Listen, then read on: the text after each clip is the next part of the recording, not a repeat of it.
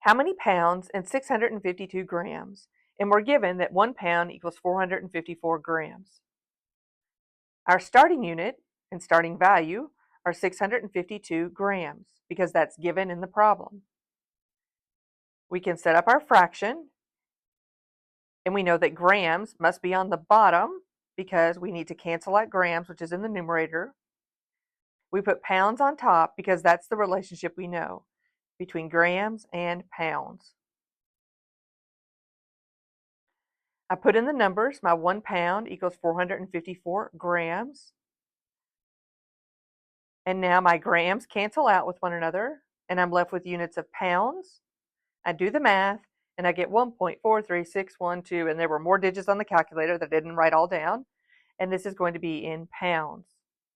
I need to determine how many significant figures I should have in my answer. So I go back to my problem and see that I have 652, which has 3 sig figs, and 454, which also has 3 sig figs. This is a great example of a time when we have a whole number but not an exact number. So 1 pound is actually equal to 453.6 grams, and there are more decimal places after that. This is a rounded value. It is not an exact number, so we do have to consider that for our answer. However, we notice that it has the same number of sig figs as our original number, so we can use 3 sig figs in our answer, and we get 1.44 pounds.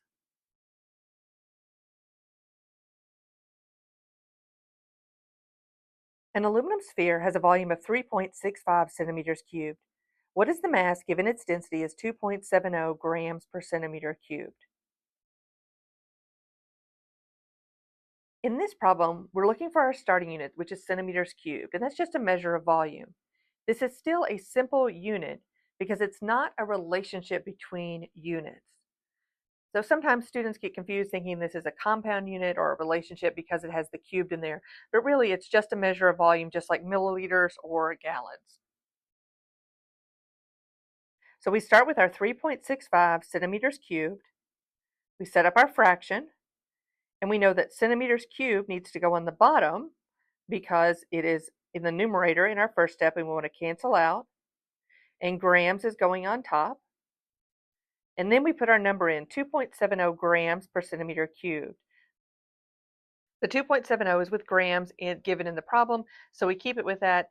And then for centimeters cubed, if there's no number, we know that's just assumed to be 1. So you can either leave it blank or put the 1 in, whichever way you prefer. Now we can see that centimeters cubed cancel with one another. And when we do the math, we get 9.855 grams.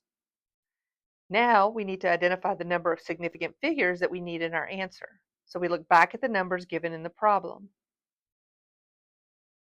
3.65 has 3 sig figs, and 2.70 also has 3 sig figs. Notice this is not an exact number, and in fact, this value changes depending on the substance. Here we're talking about aluminum, so it has a density of 2.70 grams per centimeters cubed. If we had a different metal, such as lead or gold or some other element like carbon, it would have a different density. So some relationships are the same regardless of what the substance is. Some values, some relationships change depending on the identity of the substance. So both numbers have 3 sig figs, so we round our answer to 9.86 grams.